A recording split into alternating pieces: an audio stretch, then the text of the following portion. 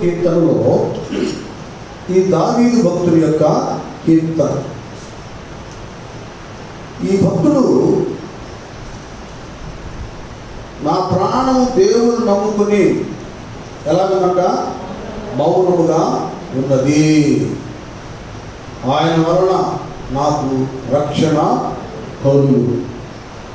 అది దేవుని నమ్ముకుని టెన్షన్ పడలేదు, గలిబిలి గందరగోళంగా లేదు, ఆవేదంతో లేదు, తొందరపాటుతో లేదు. ఆనాడు ఇశ్రాయేలుడు సడిగినట్లుగా గొడిగినట్లుగా నీళ్ల కోసం సడిగారు, మాంసం కోసం సడిగారు, ఆహారం కోసం సడిగారు, గొడిగారు.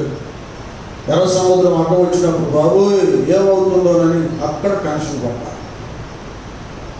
అలాంటి టెన్షన్లు ఏమీ దావీదు భక్తుల్లో లేవు. కారణం ఏంటంటే నమ్ముకున్నాడు దేవుని. అంటే అందరూ అన్నట్లుగా నేను కూడా దేవుడు నమ్ముకున్నాను ఏంటి, నేను కూడా ప్రార్థన చేస్తున్నాను ఏంటి, నేను కూడా ప్రార్థనకు వెళ్తున్నాను ఏంటి అన్నట్లుగా పెదవులతో పలికే నమ్మిక కాదు, హృదయంలో దేవుని ఎడల ఉన్న నమ్మిక. ఈ నమ్మిక అనేటటువంటిది ఎట్లా ఉంటుందంటే 20:15 ఉదయం శరీరం ఆధారంగా చేసుకునే 3 పాయింట్లు ఉంటాయి చూసారా, అవి తీయండి. నమ్మిక అనబడి నా యెహోవా ఇలాగూ సెలవిచ్చుచున్నా. చూడండి, ఇక్కడ నరులను ఆశ్రయించి శరీరులను తనకు ఆధారముగా చేసుకొనుచు తన హృదయమును యెహోవా మీద నుండి తొలగించుకునేవాడు. నన్ను అదంతా తర్వాత చదువు, నన్ను అలా తర్వాత నెక్స్ట్ చదువు. ఇంతవరకు చూడండి, ఇక్కడ ఎవరిని ఆశ్రయించంట? శరీరులను ఆశ్రయించి, ఆ తర్వాత తన హృదయమును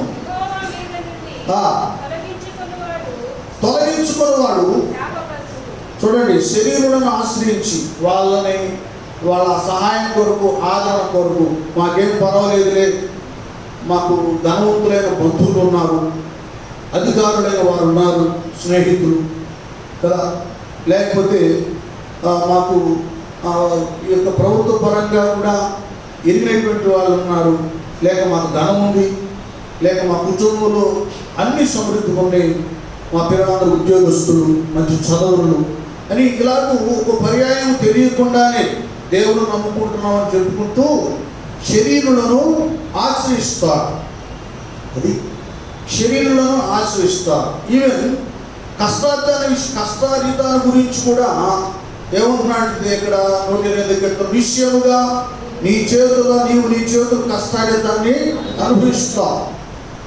ఏమండి, ఒక వ్యక్తి చేసే కష్టార్జితం కూడా దీవించబడాలంటే దేవుని మీద ఆధారపడాలి. గర్వించినటువంటి నెబుకద్నెజరు ఇది నా వివేకం, నా బలము, నా శక్తి, నా జ్ఞానాన్ని బట్టి నా యొక్క మరి ఈ బబులోను సామ్రాజ్యాన్ని ఎంతగా విస్తరింపచేశానని అతని మనసులో అనుకుని మాట నుండి మాట రాక మునిపే దేవుడు అతన్ని ఒక అడవి గాడిదలాగా అరణ్యంలోకి తరులు వేశాడు. ఒక్కోసారి మనకున్నదాన్ని చూసి అతిశయిస్తాం.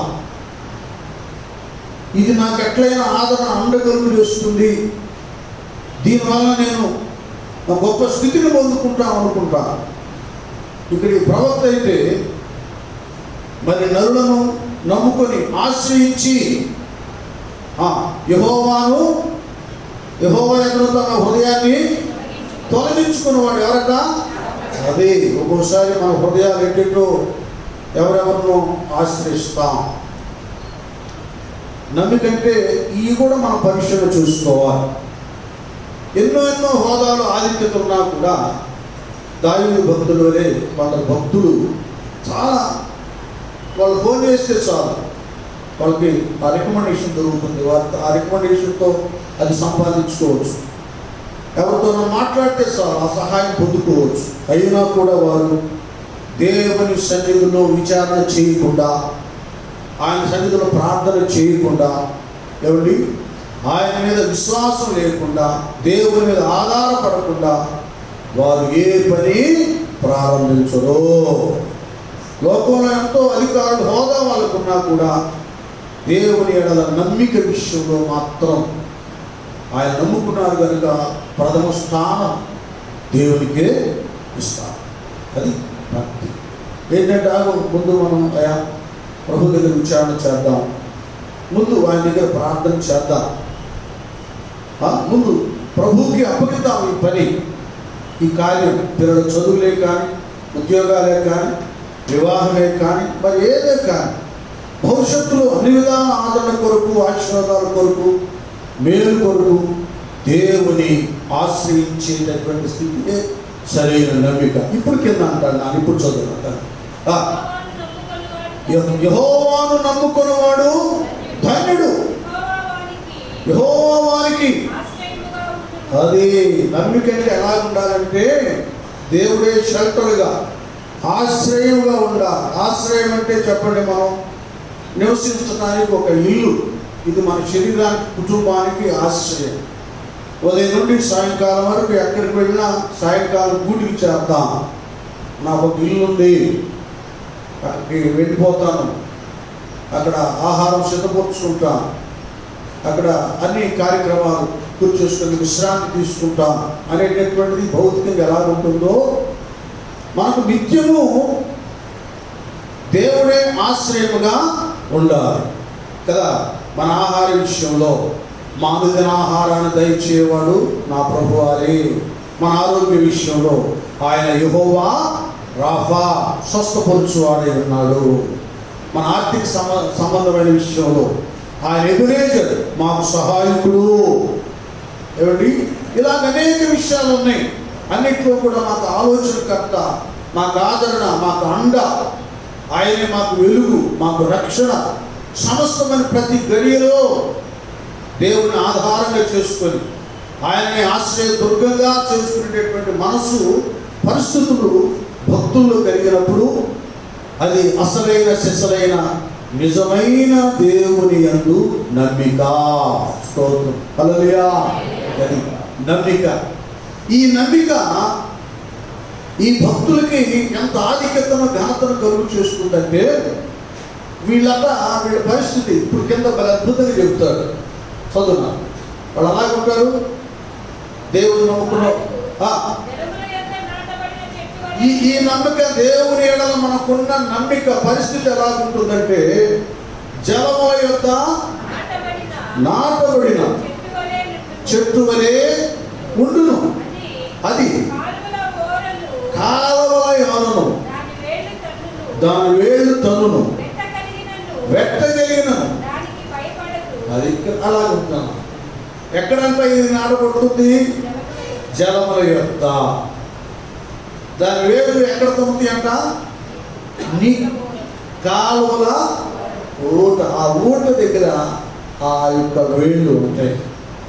వెట్ట కలిగినను, అది వెట్ట అనేటటువంటిది ఏంటి? మన విశ్వాస జీవితంలో శ్రమ. శ్రమ. దేవుని నమ్ముకునేటువంటి బిడ్డలు మొదటి కీర్తన అన్నట్టు నీటి కాలవల ఎవరన్నా నాటబడతారు. నీరంటే దేవుని వాక్యము, కాలం అంటే దేవుని సంఘము, సహవాసము, మందిరం. అది దావీదయ్యలాగా వారు చిరకాలము యెహోవా మందిరములో నివాసం చేయడానికి ఆశపడతారు. ఎప్పుడు ఆయన సన్నిధిలో కనపడటానికి వారు ఇష్టపడతారు. ఒక మాట చెప్పాలంటే 92వ కీర్తన వల్ల చదవద్దు.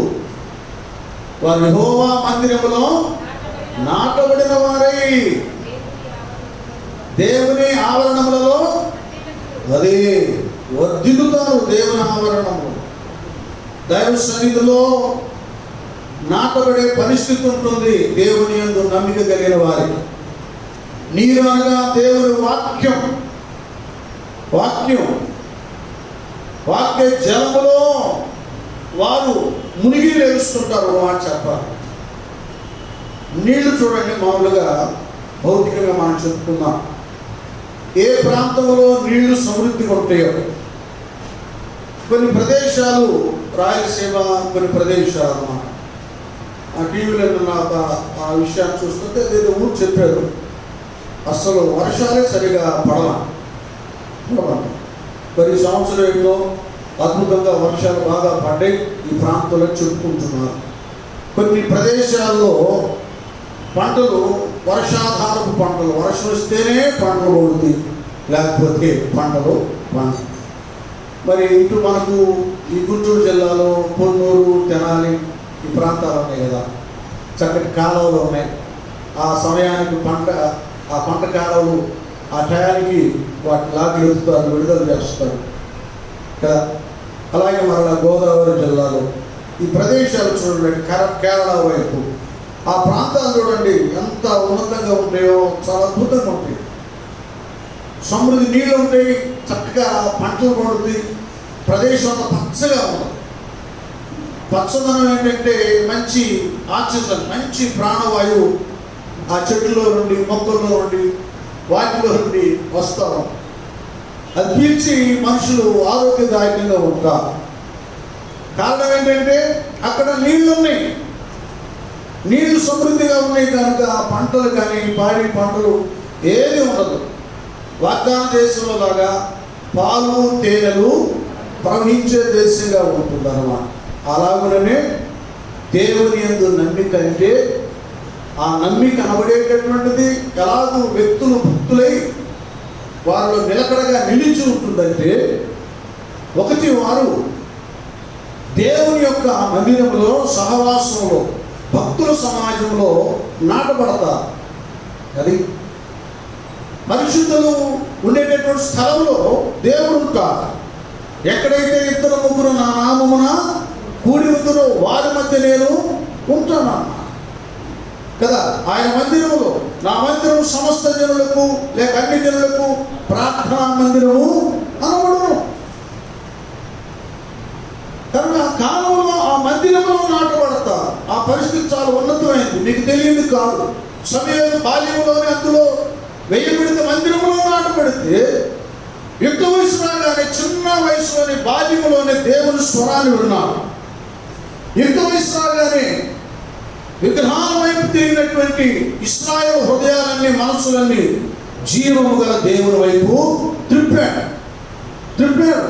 అపజయానికి, నిందకు, అవమానానికి గురవుతున్నటువంటి ప్రజలకు జయాన్ని, దీవెనను, అభివృద్ధిని కలుగా చేశారు. స్తోత్రం, హల్లెలూయా. కనుక మందిరంలో లేక ఆ కాలంలో నాటబడేటువంటి పరిస్థితి ఉంటుంది దేవుడు నమ్ముకున్న వారికి. ఇక్కడ దేవుడు ఉంటాడు, పరిశుద్ధుల మధ్యలో ఉంటే మా ఐక్య ప్రార్థన దేవుడు ఆలపిస్తాడు అనే ఒక నిరీక్షణ ఉంటుంది. మరొకటి అక్కడ జలం ఉంటుంది. ఎక్కడ సమృద్ధిగా నీళ్లు ఉంటాయో అక్కడ పాడి పంటలకు లోటు ఉండకుండా అది సస్యశ్యామల ప్రదేశంగా మారుతుందో, ఎక్కడ దేవుని వాక్యము జలం ఉంటుందో, నీటి కాలవల ఎవరన్నా నాటబడి ఆకు వాడక తన కాలమందు ఫలమిచ్చు చెట్టు వలె అతడు చేయదంతయు దేవునికి స్తోత్రం. ఉన్నతమైనటువంటిది స్థితి, స్థానం ఏంటంటే వాక్య జలము ప్రవహిస్తుంది కనుక. అది దేవుని నమ్ముకోవడం అనేటటువంటిది. ఈ లింకులన్నీ ఉంటాయి. నేను నమ్మానంటే నమ్మకం కాదు. ఒక్కొక్కడు వెళ్తూ అక్కడ చర్చి సిలువ కనపడగానే ఆ గేటు మీద నిలబడి దండం పెడతారు. దండ పెట్టినంత మాత్రాన దేవుడు నమ్ముకున్నాడా? ఇప్పుడు కొంతమంది వినండి, అర్థం చూసుకోండి. ఈ కొంతమంది ఈ దైవ భక్తి విధానాన్ని కూడా రాజకీయాలకు మలుస్తున్నారు. అంటే ప్రస్తుతం మన యొక్క ముఖ్యమంత్రి గారు జగన్మోహన్ రెడ్డి గారి విషయంలో కూడా అమ్మగారు బైబిల్ పట్టుకున్నందని, లేకపోతే వాళ్ళు ఏదో క్రైస్తవ సంబంధించిన ఆచారాలు, నియమాలు చేస్తున్నారని ఆయన ఒక క్రైస్తవుడుగా అంటుంటారు. వాస్తవమైన నిజ క్రైస్తవులు ఏంటో విశ్వాస జీవితంలో జీవిస్తున్న మీ అందరికీ తెలుసు. ఏమండి, ఆయన ఎవరైతే ఆయన అంగీకరించారో వారందరూ ఆయన పిల్లవడానికి అధికారానికి ఎలాగ అంగీకరించాలి? ఒకడు కొత్తగా జన్మించి దేని గారి పరలోక రాజ్యంలో ప్రవేశం, నీటి మూలంగా ఆత్మ మూలంగా. అరే బాబు, మారు మనసు పొందాలరా, మారు మనసు పొందాలి, పాపం ఒప్పుకోవాలి, పశ్చాత్తాపడాలి, బాప్తిసం పొందాలి. బాప్తిసం కూడా ఈ మారు మనసు ఇవన్నీ లేకుండా మునిగితే అదేదో పెళ్లిళ్ళ కోసం, ఏదో సభ్యత్వం కోసం పొందే బాప్తిసం, పరలోకం కొరకు పొందే బాప్తిసం ఒకటి ఉంది. అప్పుడు మాత్రమే జీవగ్రంథంలో పేరు రాయబడ్డప్పుడే క్రైస్తవుడు అవుతాడు, లేకపోతే పేరుకు క్రైస్తవుడు అవుతాడు. ఈ లోతులను వాడు తెలియదుగా. పాస్టర్లకు ఇచ్చినా కూడా ఆయన క్రైస్తవుడు అంటారు, ఏదైనా చేసినా క్రైస్తవుడు అంటారు. క్రైస్తవులు అనేది మామూలు కాదు. మనమే విశ్వాస జీవితంలో జీవిస్తూనే ఏ విషయంలోనైనా లోట్లు బలహీనతలు ఉన్నప్పుడు, అయ్యో క్రీస్తు నాలో ఉన్న విధానాన్ని పోగొట్టుకుంటున్నానని పశ్చాత్తాపడుతుంటాం. అసలే రక్షణ పొందుకుని ఆత్మ పొందుకున్న క్రైస్తవులకి ఇక్కడ దిక్కు లేక పోరాడుతున్నాం. ఎవరితో మనం పోరాడుతుంది? శరీరంతో కాదు, ఏమండి, దురాత్మ సమూహములతో. దైవరాజ్యంలో ఉన్న మన పౌరహక్కు పోగొట్టుకోకుండా దాన్ని నిలబెట్టుకుంటా ఫైట్ చేస్తున్నాం. ఎంత ఉంది కంట ఇందులో. ఇంకా బైబిల్ చదవగానే, చర్చికి వెళ్ళగానే క్రైస్తవులు అవుతారనేటటువంటిది అందరికీ చెప్పండి. ఇలా తయారవుతున్నారు. కనుక దేవుడు నమ్ముకుంటాం అనేటటువంటిది, నా ప్రాణం దేవుడు నమ్ముకొని మౌనంగా ఉందని దావీదు చెప్తున్న విషయం ఏంటంటే, నమ్ముకుంటాం అంటే ఏదో వెళ్తే సిలువు కనపడి దండం పెట్టుకుంటాం, అది నమ్మిక కాదు. అసలైన నమ్మిక, అసలు నమ్మకం అనేది ఎక్కడ పుట్టుకొచ్చిందో అది. ఆయన ఆశ్రయించాలి అంటే ఆయన సన్నిధిలో ఉందా. రెండోది, ఆ కాలంలో ఎవరైనా నాటబడినప్పుడు నీళ్లు వాక్యానుసారమైన జీవితాన్ని కలిగి ఉండా. నీళ్ళ యొక్క తొలుతూనే ఉంటాయి ఈ వేళ్ళు. వాక్యంలో మన హృదయాలు మిళితమై ఉండా. చెప్పాను కదా, ఏదైనా వచ్చినప్పుడు తక్కువ వాక్యం జ్ఞాపకం, దానికి సమాధానంగా దేవుడు వాక్యం రావాలి మనకు గుర్తు.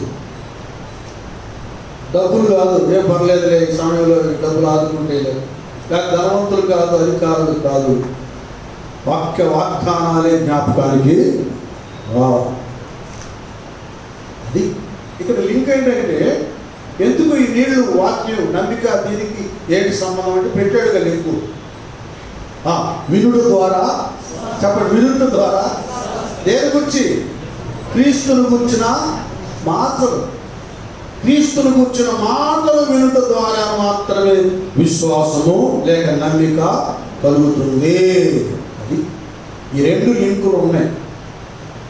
దీనికి సమాధానం కూడా దావీదు గారికి ధైర్యం కట్టడానికి కారణం ఏంటంటే, చిరకాలం నేను యెహోవా మందిరంలో దేవుడు 27వ కీర్తనలో వరం అడుగుతున్నాడు. అయ్యా, నాకు వరం ఏంది? నా జీవిత కాలం నీ ఆలయంలో నీ ప్రసన్నత చూస్తూ బ్రతకటానికి కృప దయచేయని అడుగుతున్నాను కదా. మరి నా వాక్యం, నీ వాక్యం నా పాదములకు దీపము, త్రోవకు వెలిగి ఉన్నది కదా. వాక్యం దొరికినప్పుడు అట్లంట పువ్వు మెదడు కంటే కూడా బదులు అంతకంటే కూడా టేస్ట్గా ఉందంట దేవుని వాక్యం. వీటిలో తన ఆధ్యాత్మిక విధానము మిళితమైనది, కలిసిపోయింది. దేవుని యందు పరిపూర్ణమైనటువంటి నమ్మిక, విశ్వాసం దావీదులోకి వచ్చేసి దేవుని మీద మనకు నమ్మకం ఉన్నప్పుడు కొన్ని సందర్భాలలో లోకము చెయ్యని తెగింపు మనకు వచ్చింది. లోకంలో ఉన్న వ్యక్తులు తెగింపు మనకు వస్తుంది. ఉదాహరణకి, గొలియాతును చంపడానికి ఇశ్రాయేలు సైన్యాధిపతులు, సైనికులు, వీరులు, శూరులు, రాజులు కూడా కురికిపోయి మూలం దాక్కున్నారు. ఆ సమయంలో సరదాగా వెళ్ళిపోయాడు. అసలు చూడండి, ఒకసారి తర్వాత చదువుకోండి. మొదటి సమయంలో 17లో చూస్తే నవ్వు వచ్చింది మనకి. సరదాగా వెళ్ళిపోయాడు, నాకేం జరిగిందిరా అన్నట్టుగా. యుద్ధ భూమిలో వాడేమో కొన్ని దినాల నుంచి ప్రగల్భాలు పలుకుతున్నాడు. రండి ఎవడైనా సరే సవాల్ చేస్తున్నాడు గొలియాతు. అలాంటి సమయంలో కూడా అందరూ గుండె జారి భయపడి ఒడికి దాక్కుంటుంటే ఈ పిల్లాడు వెళ్ళిపోయి చాలా ధైర్యంగా సాధన చేస్తున్నాడు, వెళ్ళిపోతున్నాడు. వాళ్ళ అన్నోడు ఎందుకంటే నా మాటంది ఏంద్ర వీడేంది, ఇప్పుడు జరుగుతున్న సంఘటన ఏంటి, ఎట్టు వచ్చాడు, ఎందుకు వచ్చారా, మనకు ఎక్కడ వదిలిపెట్టి వచ్చావరా, హృదయ మూర్ఖత్వం ఏదేదో చేస్తున్నారు. అతనికి ఈ తెగింపు ఎక్కడి నుంచి వచ్చిందంటే దేవుని ఎడల నమ్మిక కలిగి, నా దేవునికి అసాధ్యమైనది ఏది కూడా లేదు, నా దేవునికి సమస్తము సాధ్యం. వెళ్ళిపోయాడు సోదరుడికి. రాజుగారు అవునా, ఎటువంటి పిల్లాడు ఏదబ్బా వచ్చావంటే ఏ కదా నేను వాడిని చంపేస్తాను. ఈదురాలు ఏమి చాలా చిన్నగా సునాయాసంగా బిస్కెట్ తిన్నట్టు మాట్లాడుతున్నా, వాడి వంటనే అవ్వలేదని లేదండి, నేను చేస్తాను. ఎందుకంటే నా దేవుని ఎడల నాకు నమ్మిక ఉంది, ఆయన నాకు తోడుగా ఉన్నాడు అని తన చరిత్ర అంత చెప్పుకొచ్చాడు. ఇప్పుడు ఆయన కూడా సౌలు గారికి రాజుగారికి కూడా అంత నమ్మకం రాలే పిల్లాడి మీద. బాలుడైనటువంటి దావీదు ఒకడు ఏం చేస్తారు అబ్బాయి అన్నట్టు అప్పుడు చెప్పాడు, ఇదిగా సింహాన్ని చంపారు, వెలుగుబంటిని చంపడానికి నాకు తోడుగా ఉంది, దేవుడు శక్తినిచ్చాడు. ఆ నమ్మకం నాకుంది. ఈ సున్నతి లేని ఫిలిష్తీయుడు ఎంత వెళ్ళిపోయాడు, ధైర్యం ఇట్లా నున్నట 5 రాళ్ళను సమకూర్చుకున్నాడు, వర్షాల చేతిలో పరుచుకున్నాడు. అయ్యా వినాలందరూ కనుక ఏట్లో నునుపు తేలిన రాళ్ళగా మనం విశ్వాసులు కానీ సేవకులు కానీ సంఘ పెద్దలు కానీ తయారవ్వాలి. నునుపు రాళ్ళు కావాలి గొలియాతును చంపడానికి, అవి ఏట్లో ఉంటాయి. లోకాన్ని జయించడానికి, సైతాన్ని కానీ హతమార్చడానికి నునుపు రాళ్ళు కావాలి. వారెవరు? అభిషేకం కలిగినటువంటి సేవకులు, విశ్వాసులు, పరిచారకులు, ప్రవక్తలు. వాళ్ళు ఎక్కడ దొరుకుతారు? ఏటిలో, సంఘాలలో దొరుకుతారు. అంతే కదా, ఏటిలో నీళ్లు ప్రవహిస్తుంటే ఆ నీళ్ళ ప్రవాహానికి ఏదైనా రాళ్ళున్నా, గుడుకులున్నా, ఏమండి ఏదో ఉన్నట్లున్నా ఈ నీటి ప్రవాహానికి ఆ గుడుకులన్నీ పోయి ఎలా తయారవుతాయి? నునుపుగా తయారీ. వాక్యంలో సరిగా ఎదిగితే వాడి విశ్వాసులైనా, సంఘ పెద్దలైనా, దేవుళ్ళని సేవకు పిలిచే అన్న వాళ్ళైనా నునుపుగా తయారవుతారు. అడతడ్డాలుగా, గరుగ్గా కాదు. గరుకైన వారి పరిస్థితులు నాకు అర్థం అవుతుంది. వాళ్ళకు ఒక క్రమం ఉండదు, ఒక పద్ధతి ఉండదు, ఒక నియమం ఉండదు, ఒక నమ్మిక ఉండదు. వస్తారో తెలియదు, రారో తెలియదు, ఉంటారో తెలియదు, ఉండరో తెలియదు, ఎక్కడ నిలబడతారో తెలియదు. ఇలాంటి వాళ్ళకి నమ్మిక ఎలా వస్తుంది? రాదు. దేవుడే నునుపు తేలితేనే రాయి దావీదు చేతిలోకి వచ్చు. సంఘపు ఏటిలో, వాక్య ప్రవాహంలో నువ్వు నుండగా తయారవుతేనే యేసయ్య చేతిలోకి వస్తావు. నిన్న నాగవుతారు లోకానికి వెళ్ళిపోయి కరెక్ట్గా వాడు ముదిరిపోతావు, సైతాన్ని తప్పమడి పడిపోతావు. ఏ ప్రాంతానికి వెళితే ఆ ప్రాంతంలో ఆత్మీయ జయాన్ని కలుగు చేస్తావు, ఆ ప్రాంతానికి విడుదల కలుగు చేస్తావు. దావీదు బానిసత్వం ఉండదు, సాతాను ఎదిరింపులు బెదిరింపులు ఉండవు. అవి తీసుకొని వెళ్ళాడు దావీదు. చెప్తున్నాడు ఇక్కడ సౌలు చెప్తే ఆయనే ఎత్తరపోయాడు. ఈ చిన్నాడేంటి, అసలు ఈ ధైర్యం ఏంటి, ఈ నమ్మిక ఏంటి బాబోయు, ఆత్మ పొందుకుని నాకు కూడా లేదు ఇప్పుడు ప్రస్తుతం. ఎందుకంటే పోగొట్టుకున్నాడు అభిషేకాన్ని పోగొట్టుకున్నాడుగా, నమ్మకత్వాన్ని పోగొట్టుకున్నాడుగా, దైవాజ్ఞను ఉల్లంఘించాడుగా. ఎక్కడి నుంచి వస్తుంది దానికి? ధైర్యం రాదు, దేవుని మీద నమ్మిక రాదు. నమ్మిక లేకపోతే తెగింపు, ధైర్యము రాదు. ప్రాణానికి తెగించాడు, వెళ్ళిపోయాడు. అది దేవుని ఎడల నమ్మిక కలిగి ఉన్నప్పుడు దేనికి మనం భయపడం. వెళ్ళిపోతాం, ప్రార్థన చేస్తాం, సువార్త ప్రకటిస్తాం, ధైర్యంగా ప్రజలతో ముచ్చటిస్తాం. వెళ్ళిపోయాడు, గొలియాతును హతమార్చాడు. ఇది నమ్మిక వలన ఈ విధమైన తెగింపు వస్తుందా? అందరు సైనికులు సైన్యాధిపతులాగా భయపడి, గుండె చెదిరి, పిరికి వారి వాళ్ళలో వాళ్ళు పుష్పతలు చెప్పుకున్నారు. ఎక్కడా బాబు, మనకు చాలా తలనైపోయిపోయాడు వీడు, ఎవరికి ఏది చేస్తాడో, మన పరిస్థితి ఏంటో ఉన్న ఉద్యోగాలు ఊడిపోతాయేమో, మనకు ఫిలిస్తీన్లకు మనం బానిసం అయిపోతాము అని భయము, సనుగులు, గొలుగులు, నిట్టూర్పులు అక్కడ సమూహంలో, సైన్య సమూహంలో బయలుదేరితే దేవుని ఎడల నమ్మిక కలిగిన వాడు మౌనంగా వెళ్ళి వాడి దగ్గర సవాల్ చేసి కొట్టి చంపేసి గట్టిగా చెప్పబోదా దేవుడికి స్తోత్రం. అది నమ్మిక. ఇక్కడ మౌనంగా ఉన్నాడంటే ఆ మౌనం వేరు. ఏ విషయాల్లో మౌనం, ఏదో లేదనో రాలేదనో ఏదో జరిగిందనో సణుగుడు గొనుగుడు లేకుండా మౌనంగా ఏం పర్వాలేదు. యెహోవా నాకు వెలుగాయే, యెహోవా నాకు రక్షణే, నేను ఎవరికి అన్నాడు. అది మౌనంగా ఉన్నాడు. నా రక్షణ నాకుంది, నా ఆదరణ నాకుంది, నా వేలు నాకు దేవుడు చేస్తాడు. ఈ మౌనాన్ని మనం పాటిస్తూ దేవుడు నమ్ముకొని ఆయన వలన నాకు ఏం కలుగుతుందంట, రక్షణ కలుగు. అది ప్రస్తుత పరిస్థితుల్లో భక్తులు కావలసినటువంటి ఇదే జనాలంతా కూడా ప్రపంచంలో తల్లడిల్లిపోతున్నా దేవుని ఆశ్రయించి ఆయన సన్నిధానంలో, ఆయన ఆలయంలో, ఏమండి ఆయన వాక్య జలంలో, ఆయన ఆత్మ అభిషేకంలో నా యొక్క తల నూనెతో అంటి ఉన్నావు, నా గిన్నె నుండి వదులుచున్నదన్నట్లుగా అభిషేకముతో, వాక్య జలముతో, దైవ సన్నిధిలో ఆ కాలంలో మనం ఉంటూ ఉండగా వాక్యం ద్వారా విశ్వాసతలో వృద్ధి చెందుతాం, అభిషేకం ద్వారా శక్తివంతులవుతాం, సహవాసం ద్వారా బలవంతులవుతాం. ఒక్కొక్క సమయంలో మనము కొన్ని సమస్యల వల్ల దిగజారిపోతున్న ప్రక్కనున్న బ్రదర్స్ని ఏం భయపడదు బ్రదర్, ఈ సమస్య ఏంటో మాకు చెప్పావు కదా, దేవుడికి తెలుసు కదా, దేవుడు వీటిలో నీకు నెమ్మదిని, అభివృద్ధిని, దీవెనని కలుగా చేస్తాడు. అమ్మా భయం లేదు సిస్టర్, ప్రభు ఉన్నాడు, మేమున్నా, మా ప్రార్థనలు ఉన్నాయి, ఆయన అంగీకరిస్తాడు. ఈ విషయంలో దేవుడు సహాయమే చేస్తాడు. ఇది సహవాసం ద్వారా ఇక నమ్మిక వస్తుంది, తెలియని నమ్మిక వస్తుంది. ఆత్మీయ బిడ్డలు, సిస్టర్స్, బ్రదర్స్ మనతో మాట్లాడినప్పుడు తెలియని నమ్మిక వస్తుంది.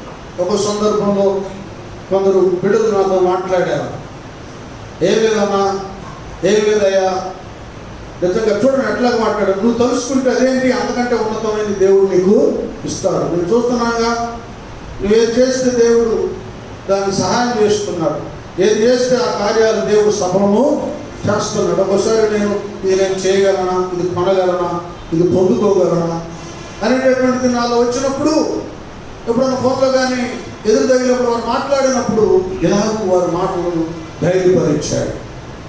ఆ ధైర్యంతోనే అక్కడ మనం కొనగలిగాం. ఇది సహవాసంలో మనకున్న నమ్మిక వృద్ధి చెందుతుంది. అంతేగాని నాకు అసలు ఆ సహవాసంతో, ఆ ఏకితో, ఆ కాలంతో నాకు పని లేదనుకుంటే నువ్వు వెళ్ళిపోతావు, కాలం వెళ్ళిపోతావు. ఎందుకంటే అక్కడ నీళ్ళు ఎప్పుడు ప్రవహిస్తూనే ఉంటాయి, భక్తులు ఎప్పుడు విజ్ఞాపన చేస్తూనే ఉంటారు. ఎవరైనా సరే వాళ్ళు గుర్తుపెట్టుకోండి, సహవాసానికి, వాక్యానికి, అభిషేకానికి వేరైనటువంటి వాళ్ళు ఎవరు కూడా వృద్ధి చెందరు. మీరు చూశారు ఎంతోమంది ఇక్కడ ఎన్నో మేళ్ళు, ఎంతో దుస్తత్తులు వేరు చేయబడి రక్షించబడి దీన్ని చిన్నచూపు చూసి ఇప్పుడు నిలువ నీడలేక ఆత్మీయతలో దుస్తులు అలా ఉండక గాలి చదరగొట్టు పొట్టు వలె తయారయ్యారు. ఏమండి, వాళ్ళకు ఒక టార్గెట్ లేదు, ఒక ధ్యేయం లేదు, ఒక లక్ష్యం లేదు, ఒక గురి లేదు, ఏదో గాలి కొట్టుకుపోయినట్లు కొట్టుకుపోయారు. ఇలాంటిది దేవుని యొక్క సన్నిధి, మందిరం కోసం ఆతృత దావీదు. వాక్యం ఎడల చాలా ఇష్టత, అభిషేకం మీదయ్యా నీ పరిశుద్ధాత్మను నా ఎదురుండి తీసివే. ఇవన్నీ ఇతరులో గొప్ప నమ్మకాన్ని కలుగు చేస్తున్నాను. కనుకనే ప్రభువారు అన్నట్లుగా నమ్ముట నీ వలనైతే నమ్మువారికి సమస్తము సాధ్యం. తన జీవితంలో దేవుడు దావీదు జీవితంలో సమస్తమును సాధ్యపరిచాడు. ఏమండి, నీవు నమ్మిన ఎడల దేవుని మహిమను చూడు ఉన్నట్లుగా దేవుని మహిమను తన కనులారా చూడగలిగాడు. ఇలాంటి ఈ సమయంలో, ఈ శ్రమ గడియల్లో వెట్ట కలిగినను ఏమంటున్నా తీసాము చాలా, వెట్ట కలిగినను. అదే ఇప్పుడు ఈ శ్రమ కలిగినను ఆయన భక్తులు దేవుని ఆలయంలో ఆయన సన్నిధిలో మౌనంగా ఉండి ఈ శ్రమకు చెప్పాలి, శ్రమకు వెట్ట కలిగినను దానికి భయపడి, శ్రమ కలిగినను ఇలాంటి కరోనా వైరస్ లాంటివి ఎన్నొచ్చినా కూడా భక్తులు దేవుడు నమ్ముకున్న వారు ఆయన పాదాల దగ్గర మౌనంగా ఉంటారు కానీ దానికి భయపడరు. నెక్స్ట్ ఏంటంట చూడండి, భక్తులకున్న బ్లెస్సింగ్స్ పచ్చదనం ఆశీర్వాదానికి సూచనగా ఉంది. ఆకలి లేకుంటే పచ్చగుంటే మీరు చెప్పండి, గుడి మీద చేయబెట్టుకొని ఈ 4-5 నెలల్లో తినటానికి లేకుండా పోయిందా, ఉండటానికి లేకుండా పోయిందా? ఎవరి దుఃఖపడ్డారా, రోగంతో బాధపడ్డారా, సమస్యలతో ఎవరి బంధించబడ్డారా? మీరు చెప్పండి, ఎవరి వారు చెప్పండి. ఎందుకంటే దావీదు, ప్రతి ఒక్కరూ దావీదు లేఖ ఉంది, ఆయన ఎడల నమ్మిక కలిగిన వారు. ఇలాంటి సమయంలో కూడా కొందరు బిడ్డలు ఫోన్ చేశారు, నాకు ట్రాన్స్ఫర్ అయిందండి దగ్గరికి వాళ్ళని దేవుడు బదిలీ చేశారు. కొందరు విషయం, అయ్యో మా అమ్మాయికి పెళ్లి కుదిరిందండి అని వార్తలు వచ్చినాయి. ఇలాంటి సమయంలో కూడా ఇది స్థితి జరిగిందండి, ఈ మేలు దేవుడు చేశాడండి, ఈ సహాయం దేవుడు. అది భక్తులకు ఏం కలదండి, వెట్ట కలిగిన వారు దానికి భయపడరు. ఆకలి ఎలాగుంటుంది, అదే ఆశీర్వాదాలు పోవో, భయపడుతుంది. ఆయన నమ్ముకున్నారు కాబట్టి దావీదులాగా మౌనంగానే ఉండండి. ఆ తర్వాత వర్షం అంటే వాస్తవంగా ఉద్యోగస్తులకి ఆప్షాలేనండి, వ్యాపారస్తులకి వ్యాపారాలు లేవు కదా. మరి సేవకులకి మీరు చల్లకుంటే మేము మనం ఉంటాం, అంతే కదా. మీరు అందరూ ఉద్యోగాలకి వెళ్ళి బాగా మీరు సంపాదిస్తే మీ దశమాలు, గుప్పిడి ధాన్యాలు, కృతజ్ఞత అర్పడదు ఆ వస్తాయి కనుక మా పొదువులు సమృద్ధిగా ఉంటాం, రెట్టింపు ఆశీర్వాదాలతో ఉంటాం. ఇప్పుడు అవి కూడా ఆగిపోయింది, ఈ వర్షాలు ఆగిపోయింది. అయినను ఏమంటాడు ఇక్కడ, అదే ఇవేమీ లేకపోయినా, మీకు ఆఫ్ శాలరీ అయినా, శాలరీస్ లేకపోయినా, ఉద్యోగాలు లేకపోయినా, కూలి పనులు లేకపోయినా ఏమన్నదు, అది చెత్త అనేది లేదు. ఆ ఫలభరితమైనటువంటి కాపు ఆదం ఇంకంతే. అంతే, అద్దెకున్నవాడు అద్దెలు కట్టేస్తారు, సమస్యలో ఉన్నారు, సమస్యలు బాగుంది, ఏది కట్టాలి అది కడతా ఉంటారు. ఆయన తెలియకుండానే ఆయన చేసే కార్యాల కంటే కనబడం, చెవికి వినబడం, హృదయానికి గోచరము కావు. ఇది నమ్మిక అంటే. ఏదో నమ్ముకున్నామని కాదు. నమ్మిక అనేది ఎలా మనలో పుట్టుకొస్తుందో, అది ఎలాగ నిలకడగా ఉంటుందో లేఖనం స్పష్టంగా చెబుతాము. దావీదు ఆ ప్రకారంగా సహవాసంలో, వాక్యంలో, అభిషేకంలో, ప్రార్థనలో ఉన్నాడు కనుకనే ఆయన ఎదుగో నా ప్రాణము దేవుడు నమ్ముకుని ఎట్లమన్నానా మౌనముగా ఉన్నది. ఆయన వలన ఏం కలుగుతుంది, ఇక్కడ రక్షణ కలుగును. ఆయనే నా ఆశ్రయదుర్గము, ఆయనే నా రక్షణకర్త, ఎత్తైన నా కోట ఆయనే. నేను అంతగా, అది కావాల్సింది, నేను అంతగా చెప్పండి, అంతగా రెండవ వచ్చిన, నేను అంతగా కదిలింప, అది అందరు వాళ్ళు కదిలించం కదా.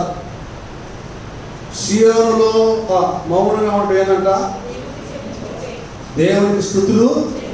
ఈ మౌనం ఎందుకంటే ఇక్కడ విషయం ఏంటంటే, మౌనం అంటే ఒకవేళ పెదానికి వర్క్ లేకుండా పోవచ్చు, నోటికి పని లేకుండా పోవచ్చు, అయ్యా ఏసయ్యా స్తోత్రం, అయ్యా స్తోత్రమే. వాటికి పని లేకపోయినా వాటి పని అందరికి కనబడుతుంది. పెదాలు తెలిసినప్పుడు, నోరు తెలిసినప్పుడు మన మాటలు కానీ, స్తోత్రాలు కానీ అందరికి కనబడుతుంది. లోపల మనసు ఒకటి ఉంది, అది ఆగదు కదా. దీవించబడ్డ దావీదు కూడా నా ప్రాణం యెహోవాను సమీపించమంటున్నారు కదా. నెబుకద్నెజరు కూడా తన మనసుతో అబ్బా అని తన కీర్తి ప్రతిష్టను ఘనపరుచుకుంటున్నాడు. ఇది మనసులో నుండి వచ్చింది కాబట్టి మన మనస్సు ఊరకుండదు. కదా, నేను అంతగా కదిలింపబడను. ఈ మనసు ఓర్పును, ఇది నిత్యము దేవుని కార్యాలను స్మరణ చేస్తూ మనసులో దేవునికి స్తోత్రాలు చెల్లిస్తూ ప్రార్థనలు కూడా చేస్తుంటా. పౌలయ్య అన్నట్లుగా నేను మనసుతో ప్రార్థన చేస్తాను. ఈ అనుభూతి మనకుంది. అంతగా కదిలించబడ. ఇక లోకం అంతా ఈ 3-4 వచనాల్లో పరిస్థితులు అలా ఉంటాయి. మళ్ళీ 5వ వచనంకి వస్తే, నా ప్రాణమా దేవుని నమ్ముకొని మౌనముగా ఉండు, ఆయన మరణమే నాకు నిరీక్షణ. ఇది అంటే ఏంటంటే తన మనసును ప్రాణాన్ని భద్రపరుచుకుంటున్నాడు. ఎందుకంటే ఇదే స్టాండర్డ్ చేసుకో, ఇదే నమ్మిక, ఇదే భక్తి, ఇదే పరిశుద్ధత, ఇదే ప్రార్థన, ఇదే వాక్య ధ్యానం, ఇదే సహవాస అనుభవం కదిలిపోవద్దు అని మనస్సును జాగ్రత్తగా కాపాడుకుంటున్నాడు. అంతరంగాన్ని, తన స్థితిని కాపాడుకుంటున్నాడు. నేను ముగిస్తున్నాను. టైం అంటే టైం మా మైండ్లో చెప్తాను. 8 గంటలకు స్టార్ట్ అయింది, 9 ఇంకా పురుక్కోవడం ఉండదన్నమాట, మానైపోవడం. వచ్చే వాళ్ళు సిగ్గుపడాలి, అయ్యో నేను అంత దురదృష్టవంతురాలు, వీళ్ళు కలిగించు వేళ లేకుండా పోయింది అన్నట్లు ఉండాలి. ఎందుకంటే ఇందులో కూడా ఈ విలువ తెలుసుకోవాలి, సన్నిధి వాక్య విలువ. కాబట్టి ఎవరైనా భయపడద్దు. ఇప్పుడు ఎవరు కదిలించబడలేదు, మౌనంగా ఉండండి. ప్రభు పాదాల చెంత తప్పక జీవము గల దేవుడు ఈ కరోనా వైరస్కి ఆ వ్యాక్సిన్ అయితే తయారు చేయడానికి శాస్త్రవేత్త జ్ఞానాన్ని ఇస్తాడు. ఏమండి, ఇంకా అది పారిపోతుంది. మరలా దేవుడు మన గొప్ప సమూహంగా సమకూరుస్తాడు. ఉద్యోగకరమైన ప్రార్థనలు, ఆరాధనలు విజృంభిస్తాయి. అన్ని విధాలుగా బలపడతాం. ఇప్పుడు కూడా దేవుడు మనల్ని కానీ మన బిడ్డల కుటుంబాలను సంరక్షిస్తూనే ఉన్నాడు. టెన్షన్ పడద్దు. ఏది రైస్ రాలేదు, లేదా పెన్షన్ రాలేదు, ఇంకోటి రాలేదు, లేకపోతే శాలరీ ఎట్లయినా ఏం భయపడద్దు. ఒకవైపు ప్రభుత్వం ఆపివేసిన పరలోక ప్రభుత్వం ఏ సహాయాన్ని మనకు ఆపి వేయదు. ఇక్కడ కళ్యాణ తోట ఇవ్వడం కానీ అక్కడ ఆకాశ వాక్యుళ్ళు ఇప్పి పట్టదారుల విస్తారమైన దీవెనుడు ఆశీర్వాదాల దేవుడు తన భక్తులపై కుమ్మరించును గాక. ఓకే, తల్లంతను ప్రార్థన చేస్తున్నాం. ఇంకా అదే కంటిన్యూ వెళ్ళిపోవాలి రోజు వరకు. ఓకే, అందరూ నాకు ప్రార్థనాపూర్వకంగా ఉండండి. అందరూ కూడా మౌనంగా ఉండద్దు, ప్రార్థన చేసుకున్నాం. ఇక సంస్కార ఆరాధనలోకి వెళ్ళిపోదాం.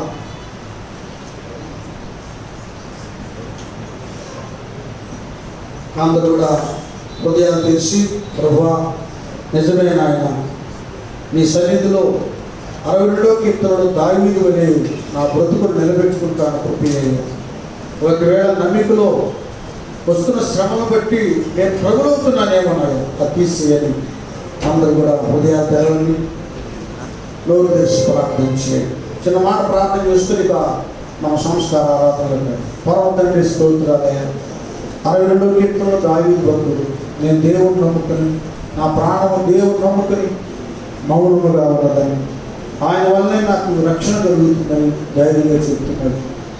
ఈ భయంకరమైనటువంటి శ్రమ గడియల్లో నేను నమ్ముకున్న మేము, మా నమ్మిక ఓము కాక నీ సన్నిధిలోను, నీ వాక్యంలోను, అభిషేకంలోను నిలిచి అక్కడ మాట్లాడిన వారై నా నమ్మికలో నిలకడగా ఉండి నీ ద్వారా అనేక మహిమ కార్యాలు నేను చూడటానికి సహాయించి తదితర కార్యక్రమం వేస్తున్నాను, వేడుకుంటున్నాను.